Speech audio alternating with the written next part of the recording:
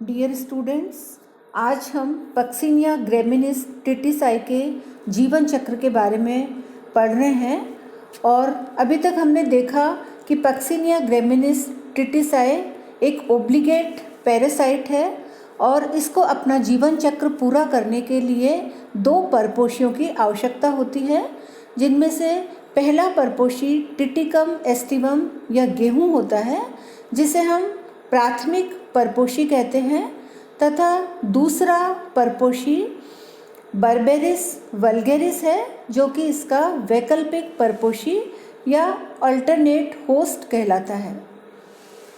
Puccinia ग्रेमिनिस टिटिसाई एक दीर्घ चक्रीय या मैक्रोसाइक्लिक फंगस है, अर्थात इसका जीवन चक्र काफ़ी बड़ा होता है और यह अपने पूरे जीवन काल में 5 प्रकार के स्पोर्स या बीजाणुओं का निर्माण करता है। ये स्पोर्स यूरिडोस्पोर, टेलुटोस्पोर, बेसिडियोस्पोर्स, पिक्निडियोस्पोर्स तथा एसियोस्पोर्स कहलाते हैं।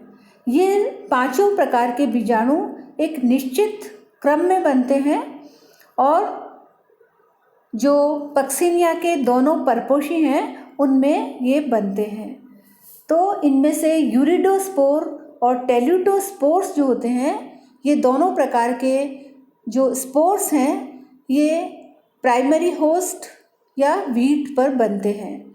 और बेसिडियोस्पोर्स जो हैं उनको बनने के लिए किसी परपोषी की आवश्यकता नहीं होती, बल्कि ये खेतों में पड़े हुए गेहूं के पौधों के जो अवशेष होते हैं, या तो ये उन पे बन जाते हैं या फिर ये सॉइल में निर्मित हो जाते हैं। जो पिक्निडियोस्पोर्स और एसियोस्पोर्स होते हैं, इनके निर्माण के लिए पक्सिनिया ग्रेमिनिस टिटिसाई को अपने वैकल्पिक परपोषी बर्बेरिस वल्गेरिस की आवश्यकता होती है। तो आज के इस वीडियो में हम पक्सिनिया ग्रेमिनिस टिटिसाई की गेहूं में पाई जाने वाली स्टेजेस के बारे में पढ़ेंगे। तो फर्स्ट स्टेज हम पढ़ेंगे यूरिडोस्पोर स्टेज और दूसरी स्टेज हम पढ़ेंगे टेलुटोस्पोर स्टेज।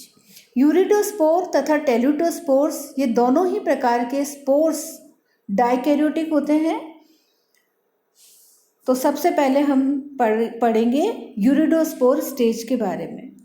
तो गेहूं के पौधों पर एसियोस्पोर्स अंकुरित होते हैं और ये एसियोस्पोर्स बर्बेरिस वल्गेरिस पर बनते हैं पक्सिनिया के द्वारा, और वहाँ से तथा इन एसियोस्पोर्स में बर्बेरिस वल्गेरिस को संक्रमित करने की क्षमता नहीं होती, वरन ये वहाँ पर बनते हैं और बनने के बाद वायु के द्वारा प्रकीर्णित होकर के गेहूं के पौधों पर आते हैं और इनके अंकुरण से फिर द्विकेंद्रकी कवकजाल या डाइकैरियोटिक माइसीलियम का निर्माण होता है। तो एसियोस्पोर्स गेहूं के पौधों के विभिन्न अंगों जैसे कि तना, पर्णाच्छद, पत्ती, तुष या ग्लूम्स आदि के ऊपर गिरते हैं और यहाँ पर ये जर्म ट्यूब प्रोड्यूस करते हैं। ये जर्म ट्यूब इन अंगों के स्टोमेटा या रंध्रों के द्वारा अंदर की तरफ प्रवेश कर जाती है और अंदर जाकर के ये जर्म ट्यूब इंटरसेलुलर स्पेसिस में माइसीलियम बनाती है और यह माइसीलियम जो होता है वह डाइकैरियोटिक होता है। क्योंकि एसियोस्पोर्स डाइकैरियोटिक होते हैं, इसलिए इनसे जो माइसीलियम बनता है गेहूं के पौधों में वह भी डाइकैरियोटिक ही होता है। इसके पश्चात जब ये माइसीलियम गेहूं के पौधों के इन अंगों जैसे कि तना, पत्ती इत्यादि के अंदर अच्छी तरह से विकसित हो जाता है, तो यह माइसीलियम एपिडर्मिस के जस्ट नीचे की तरफ इकट्ठा हो जाता है और यहाँ पर इस माइसीलियम से अनेक वर्टिकल कवक तंतु या ऊर्ध्व कवक तंतु विकसित होते हैं। तो जैसा कि आप इस चित्र के अंदर देख रहे हैं कि ये गेहूं की कोशिकाएं हैं, अर्थात ये परपोषी की कोशिकाएं हैं और इनके बीच बीच में जो ये कवक जाल विकसित हो रहा है, यह पक्सिनिया का डाइकैरियोटिक माइसीलियम है। अब ये डाइकैरियोटिक माइसीलियम एपिडर्मिस के जस्ट नीचे अच्छी तरह से जब विकसित हो जाता है तो इससे कई ऊर्ध्व तंतु, इस तरह से ये जो तंतु हैं ऊर्ध्व तंतु, ये इस प्रकार से ऊपर की तरफ एपिडर्मिस के समकोण पर विकसित हो जाते हैं और इन कवक, ऊर्ध्व कवक तंतुओं के शीर्ष पर एक बीजाणु निर्मित हो जाता है। ये जो बीजाणु है ये यूरिडोस्पोर कहलाते हैं और ये यूरिडोस्पोर्स डाइकैरियोटिक होते हैं और इन यूरिडोस्पोर्स का निर्माण समूह में होता है। तो हम चित्र में देख रहे हैं कि ये सब यूरिडोस्पोर्स हैं जो कि समूह में विकसित हो रहे हैं। तो इस पूरे यूरिडोस्पोर्स के समूह को हम यूरिडोसोरस कहते हैं। और जिस कवक जाल के द्वारा, ये जो नीचे की तरफ जो कवक जाल आप देख रहे हैं, जो परपोषी की कोशिकाओं के बीच बीच में जो इंटरसेलुलर स्पेस है उनमें जो कवक जाल ये जो विकसित हो रहा है, इस पूरे कवक जाल को हम यूरिडिया कहते हैं। तो जब ये यूरिडोस्पोर्स यूरिडोसोरस में विकसित होते हैं, अर्थात ये जब समूह में विकसित होते हैं, तो संक्रमण के जो लक्षण हैं हमको रोगी पौधों के तने, पत्तियों, पर्णाक्षत पर हमको लाल भूरे पस्ट्यूल्स के रूप में अथवा धारियों के रूप में दिखाई देते हैं। और ये जो लक्षण है हमें प्रायः बसंत ऋतु के अंत में, अर्थात ये मार्च में प्रकट होते हैं। जो जब यूरिडोसोरस के अंदर यूरिडोस्पोर्स जो होते हैं विकसित हो रहे होते हैं, तब क्या करते हैं कि ये विकसित हो रहे यूरिडोस्पोर्स जो परपोषी की बाह्यत्वचा होती है या एपिडर्मिस होती है उस पर दबाव डालते हैं, जिससे एपिडर्मिस जो होती है वो फट जाती है और ये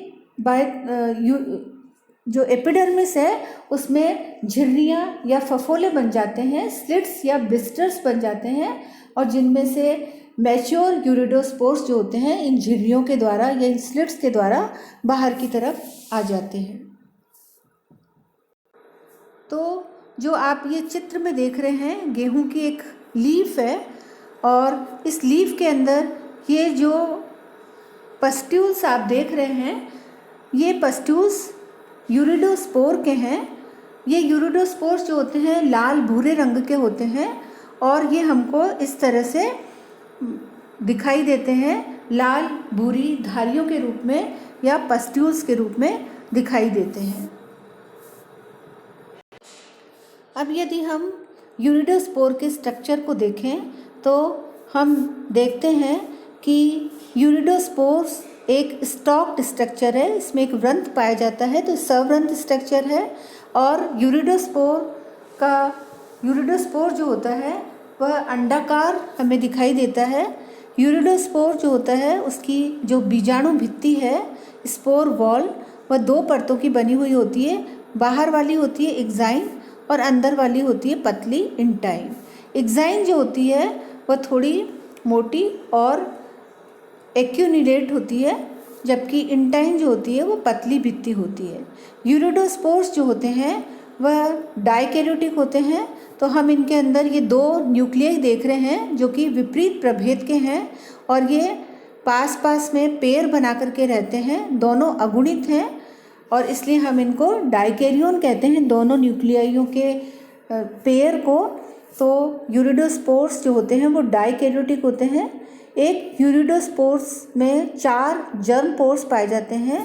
तो ये जर्म पोर आप देख रहे हैं, तो ये जर्म पोर जो होते हैं या जनन छिद्र जो होते हैं, जनन छिद्र, ये जनन छिद्र यूरिडोस्पोर के मध्यवर्ती भाग पर समान दूरी पर स्थित होते हैं।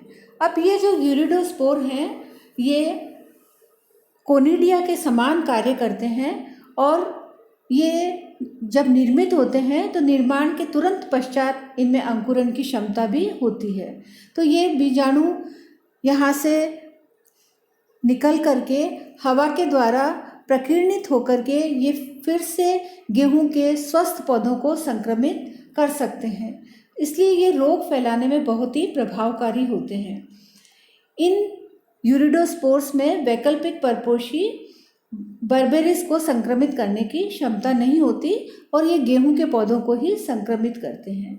तो अब हम देखते हैं कि ये यूरिडोस्पोर्स जो होते हैं उनका अंकुरण किस प्रकार से होता है।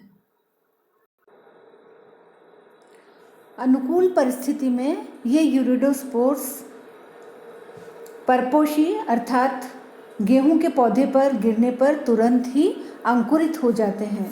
तो ये यूरिडोस्पोर है और ये यूरिडोस्पोर्स जब गेहूं की लीफ के ऊपर जाकर के गिरता है तो इससे एक प्राथमिक जनन नलिका निकलती है, प्राइमरी जर्म ट्यूब निकलती है और यह जर्म ट्यूब जो होती है वह गेहूं के पौधों की पत्तियों पर की सतह पर वृद्धि करती है और जब ये स्टोमेटा के ऊपर आती है तो स्टोमेटा के ऊपर यह फूल करके एक पुटिका या जिसे हम एप्रीसोरियम कहते हैं बनाती है।